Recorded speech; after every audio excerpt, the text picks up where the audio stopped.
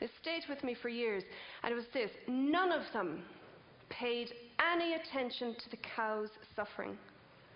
This was not through any coldness of heart, but because they regarded pain as a normal aspect of life. They regarded pain as a normal aspect of life. And and that's, so to accept is a huge thing, to be able to turn that inner no to a yes to what is.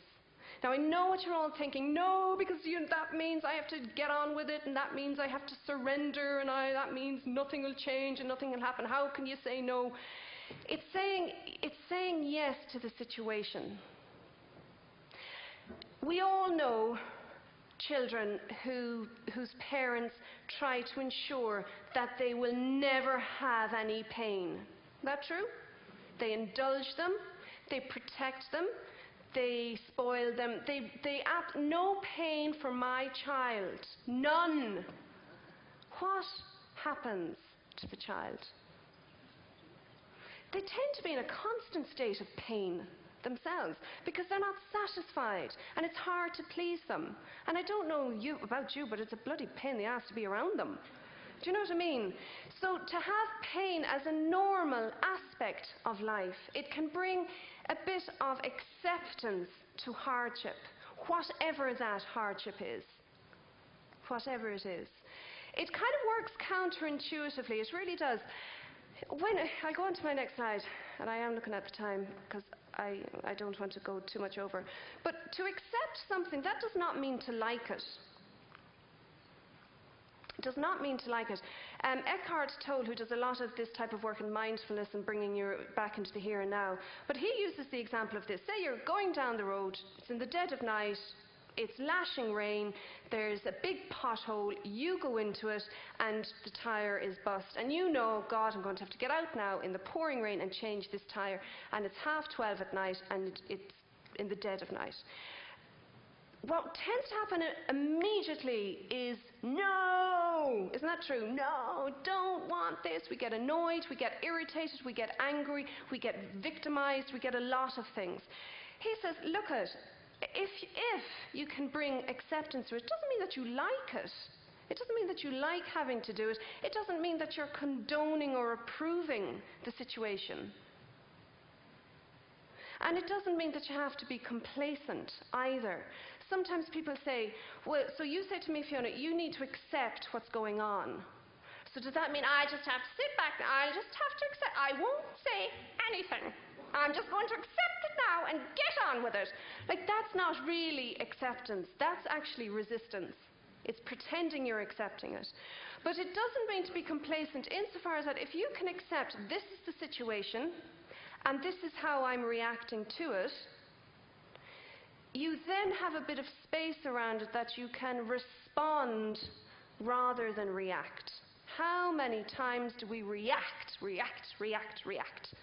react and we don't respond. A reaction from non-acceptance or resistance is usually based on some sort of fear or some sort of anger. And somebody said any action taken in fear or anger is doomed to fail. So if you can bring an acceptance to something, it doesn't mean that you like it or condone it or think it's right. It doesn't even mean to say that you find it easy to accept. It just means that you don't fight it. An example of that I think demonstrates this quite well, and I hope it's not an inappropriate example or it's not hurting anybody, but you know, sometimes if somebody is literally dying and the family is brought around, okay? Now, sometimes when there's a level of acceptance around that,